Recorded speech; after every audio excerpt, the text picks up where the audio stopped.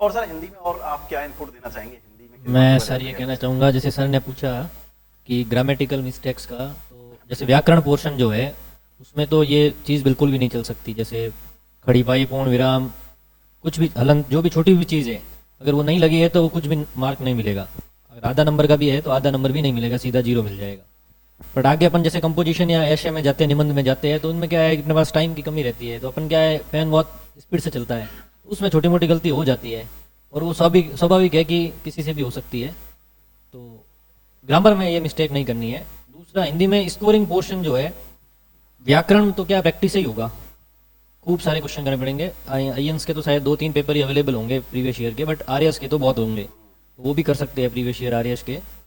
But composition जो portion है, जो 5 सवाल आते हैं बीच में, निविदा, प्रपत्र, पत्र, जो 10-10 नंबर के 5 सवाल होते हैं शायद, उसमें से अच्छा स्कोर किया जा सकता है। उनके फिक्स फॉर्मेट्स है।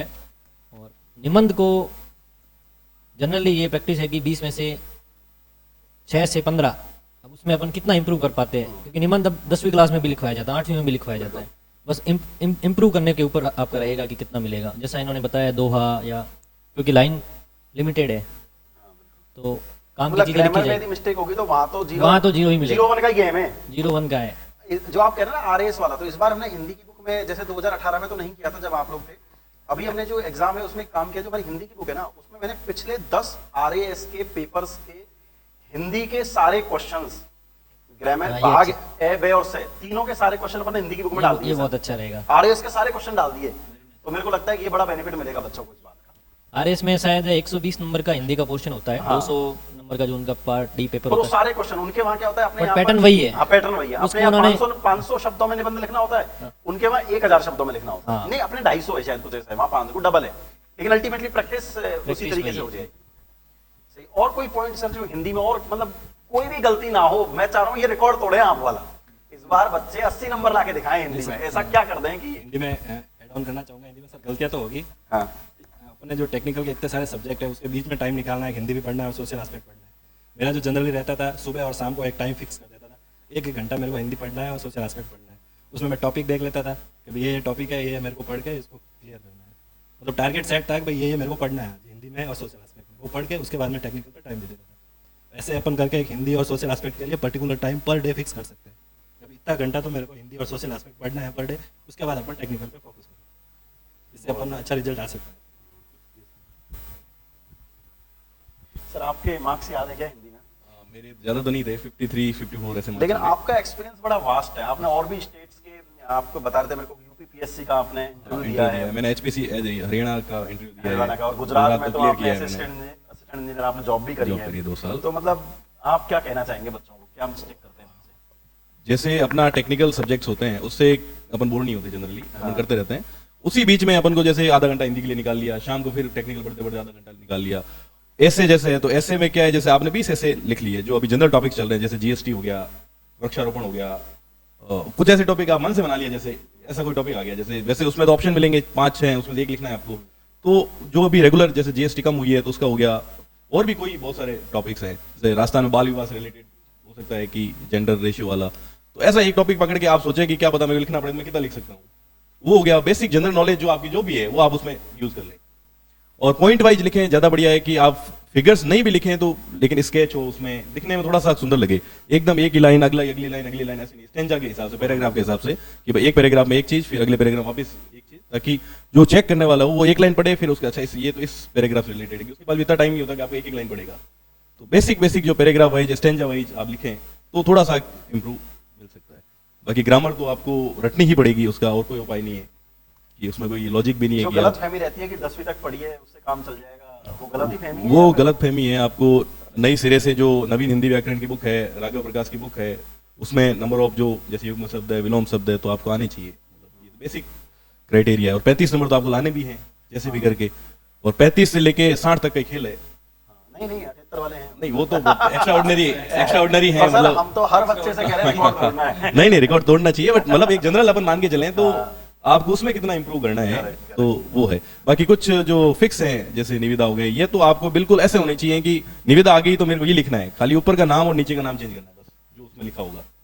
मेरे को कोई लेटर आ गया, जैसे प्रिंसिपल को लिखना है, तो फिर इस टाइप का लेटर लिखना फिक्स है बिल्कुल। जैसे अपन एप्लीकेशन लिखते हैं छुट्टी की, वो अपन सब रटी हुई है, उसी टाइप की एप्लीकेशन आपको बिल्कुल एज इट इज छापनी है, उसमें कोई वो नहीं है। तो ये कुछ बेसिक बेसिक चीजें हैं। एक बात और है सर यहाँ पर, मतलब ऐसा क्या करें, मतलब जो प्रोफेसर जो कॉपी चेक कर रहे हैं वो देखते ही आपकी कॉपी का मुरीद हो जाए, अरे यार क्या गजब लिखा है, मतलब लिखेंगे तो सभी लोग, वो देखते ही लगे यार क्या गजब लिखा है, मतलब पहले 4 पढ़े इंप्रेशन बन जाता है ना कई बार कि थॉट प्रोसेस क्या होगा, इतना मतलब उसको लगे यार क्या बढ़िया लिखा है बच्चे ने, जहां पर उसको निबंध में 10 देने थे 12 देने लगे, बढ़िया ही लिखा होगा टीचर।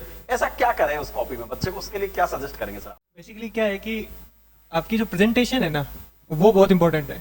आप क्या लिख रहे हैं इससे ज़्यादा अच्छा है उसको प्रेजेंट कैसे कर रहे हैं। जैसे उनके 78 नंबर है, उन्होंने बताया कि निबंध हर कोई लिखता है, ठीक है, बट उन्होंने बीच में दोहे डाले अपनी बात कहने का, कुछ जैसे कन्हैयालाल सेठिया का नाम लिया उन्होंने, बहुत बड़े कवि हैं, उनके कुछ दोहे डाल दिए, तो वो जो कॉपी चेक करने वाला बंदा है उसको लगता है कि इसने रिसर्च करी है, इसने पढ़ा है, इसने इस चीज को किसी पर्टिकुलर टॉपिक से रिलेट किया है, वो उसकी मेहनत है, वो जरूरी है। उसका जो प्रेजेंटेशन है, जो डेटा वो प्रेजेंट कर रहा है, जो थ्योरी वो प्रेजेंट कर रहा है, उसका प्रेजेंटेशन ही सबसे इंपॉर्टेंट है। इंप्रेशन वही छोड़ता है।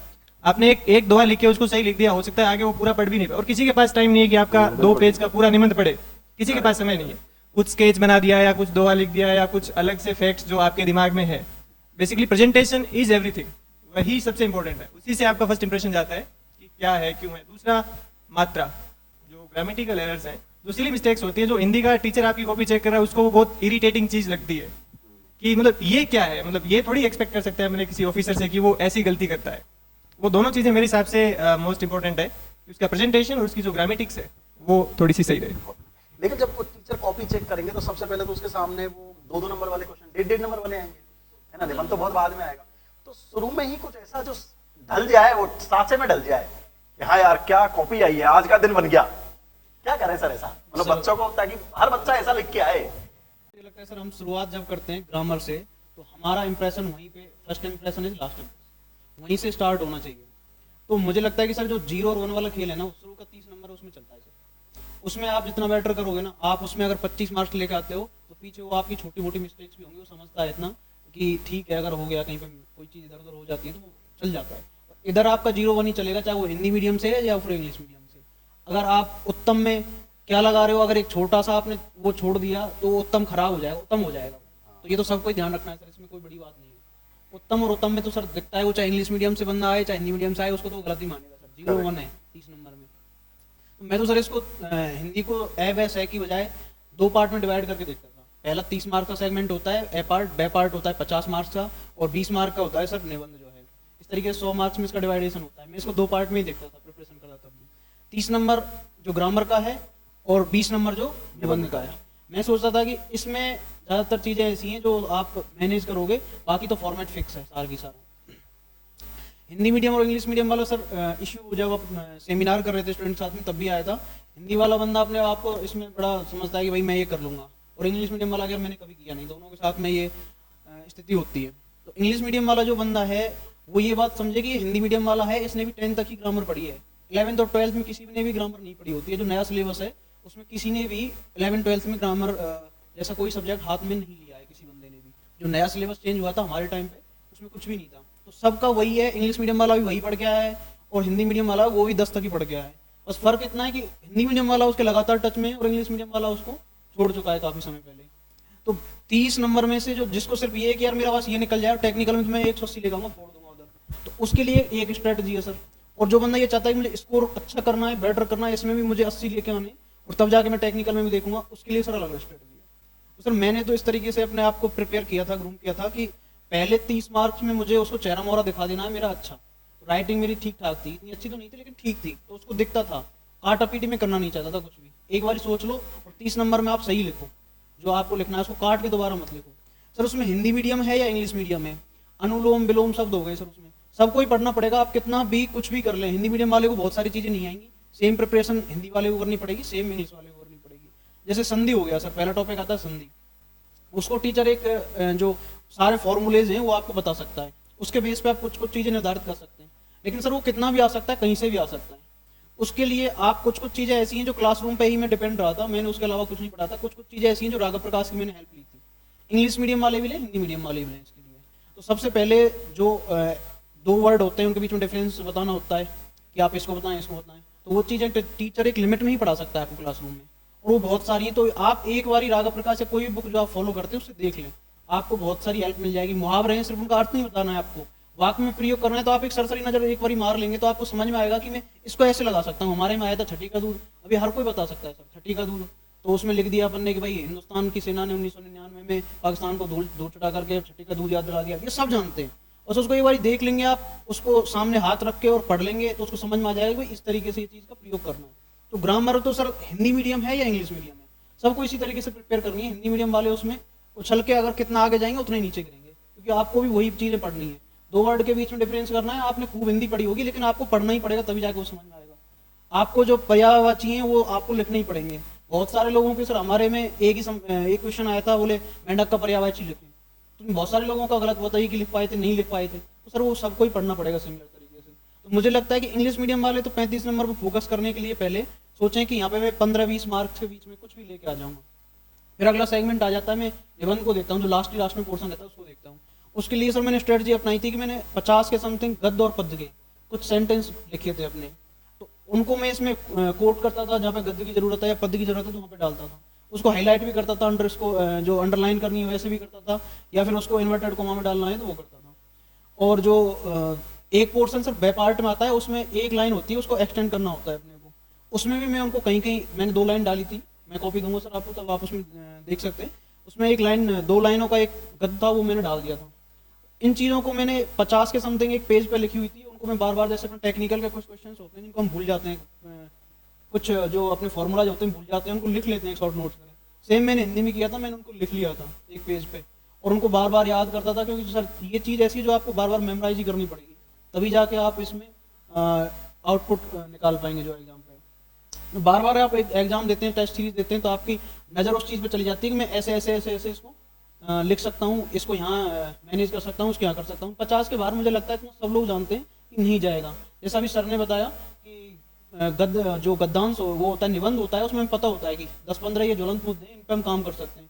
थार हो गया, थार में बारिश ज़्यादा हो रही है, अभी ये चल रहा है, आतंकवाद हो रहा है पाकिस्तान के साथ, ये जैसे ये चल रहा है, अभी ट्रेड वॉर चल रहा है। तो इन सब को लेके अपन थोड़ा सा अवेयर रहें और 10-15 चीज़ों को अपने दिमाग में रखिए कि मैं इन पे लिख दूंगा। आतंकवाद पे हुआ है अभी, तो इनको सबको फिक्स है सर। पर्यावरण का मुद्दा आएगा ही आएगा, चाहे किसी भी चीज़ पे आए कि थार इधर से उधर भाग रहा है, आप क्या करेंगे, इधर बारिश बढ़ रही है, क्या करेंगे। इन चीज़ों को मैंने ध्यान में रखा था। तो मेरी स्ट्रेटेजी ये थी कि इधर से मैं अच्छा स्कोर करूँ, अपना चेहरा मोहरा बनाऊँ, और से पार्ट है उसमें सारे आयाम लगाऊं। मेरी नॉलेज में जितने आप आ रहे हैं मैं सारे आयाम लगाऊं, और जो गद्य और पद की जो पंक्तियां हैं उनको डाल दूं, अंडरलाइन कर दूं, ऐसे करके। जो बे पार्ट था उसमें सर पहला क्वेश्चन ये आता है कि आप एक सेंटेंस होता है, एक गद्य होता है जिसको हमें पहले शीर्षक दे करके समराइज करना होता है। फिर उसमें 2 क्वेश्चन पूछे जाते हैं, 2 मार्क्स के थे, तो 10 मार्क्स का ये ऐसा पोर्शन था, 6-2-2। तो उसमें सर हर कोई बंदा थोड़ा सा भी अगर उसको ठीक से पढ़ लेगा, 10 सेकंड उसको 1 मिनट उसको एनालाइज करने के बाद में शीर्षक डाल के उसको लिख सकता है, क्वेश्चंस का आंसर दे सकता है। अगला पोर्शन आता है सर, एक छोटी सी पंक्ति होती है, उसको एक्सटेंड करना होता है। उसमें सर बहुत इजीली आप लिख सकते हैं, जो आप देखते हैं, जो आपको निबंध में लिखना है सेम चीज उसमें लिखनी है, बस उसको समराइज करके लिखना होता है। और एक उसमें आप जैसे निबंध में डाल रहे होते हैं कुछ गद्य पद, वो आप डाल दें, उसको हाईलाइट कर दें, उसको अंडरलाइन कर दें, वो लिख दें सर। उसमें कोटेशन कहीं से डाल दें, किसी महापुरुष की, किसी की भी। और फिर एक अगला पोर्शन आता है सर, कार्यालय पत्र या ऐसे कोई पोर्शन था, वो भी फिक्स है। खाका सर सभी ने यही बताया कि खाका फिक्स है, उसमें सिर्फ आपको अंदर का कंटेंट बदलना है। आपको पता है कि यहाँ पे ये लाइन लिखी जानी है, यहाँ पे ये लाइन लिखी जानी है, इसके बीच में क्या आएगा जो वो डिमांड करता है वो आप डाल दें। और एक सबसे इंटरेस्टिंग होता है इंग्लिश मीडियम वालों के लिए, एक इंग्लिश में एक फ्रेज आता है, वो फ्रेज क्या पूरा हुआ आता है, एक सेंटेंस होते हैं, 10-12 लाइन का एक पूरा पैराग्राफ होता है, उसको अपने को हिंदी में कन्वर्ट करना है। तो वो उनका स्ट्रॉन्ग पार्ट है, आप उसको कन्वर्ट कर दीजिए हिंदी में, आप बोलचाल की भाषा में तो लिख के आएंगे उसको। 10 में से आप इजीली 7 से 8 वहाँ पे स्कोर कर सकते हैं। 15 मार्क्स आप ग्रामर में लेके आ रहे हैं, गद्यांश में आप कुछ भी ठीक ठाक भी करके आएंगे तब भी 10 मार्क आएंगे। सर के 16 है, तो ऐसा भी है सर आप और ज़्यादा भी गेन कर सकते हैं। तो 15 मार्क्स भी अगर लाते हैं आप मिनिमम 15 या 20 के बीच में से आप 15 पकड़ के चलिए, 10 आप उधर लेके आते हैं निबंध में, चेहरा मोहरा ठीक है तो वो 10 दे देगा आपको, 15 से 20 के बीच मार्क्स रहेंगे 10 मार्क्स दे देगा, 25 मार्क्स सर आपका हो जाता है। इंग्लिश मीडियम वाला जो बंदा है वो 10 मार्क्स जो इंग्लिश को हिंदी में ट्रांसलेट करना है उसमें आराम से 7 से 8 मार्क्स गेन कर लेगा। तो आपका 32 से 30 नंबर का कंटेंट सर यहाँ से क्रिएट हो गया। आपको और कुछ चीजों में ज्यादा मेहनत नहीं करनी। अगर आप 180 वहाँ पे लेके आ रहे हैं तो आप इधर पहले ये तो सोचें कि मैं ये बैरियर पार कर लूँ, आपका ओवरऑल तभी काउंट होएगा जब आप इधर से 35 मार्क्स लेकर के आगे बढ़ पाएंगे।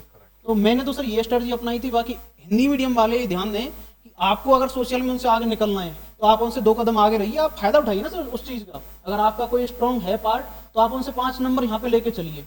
और आपकी जब ये जो 0 और 1 वाली जो बात सर ने कही थी, 0 और 1 30 नंबर तक ही चलेगा, उसमें आप ठीक ठाक करिए। उसमें हिंदी मीडियम वाले भी आपके सेम ही है, आपसे अलग नहीं है। वो गलती करेंगे तो उनका भी कटेगा सर। अगर उसमें अगर वो नहीं लिख पा रहे हैं पर्यायवाची तो वो नहीं लिख पा रहे तो 0 ही मिलेगा सर उनको, इसमें कोई बड़ी बात नहीं है। अगर आप सोशल एस्पेक्ट में हिंदी मीडियम वाले गलती करेंगे तो आप यहाँ नहीं करने का प्रयास करें, तो आप दोनों इन सब्जेक्ट में मिला के इक्वल कर लेंगे। बाकी अपन टेक्निकल पे धीरे धीरे सर आएंगे तो उन पे भी डिस्कस करेंगे।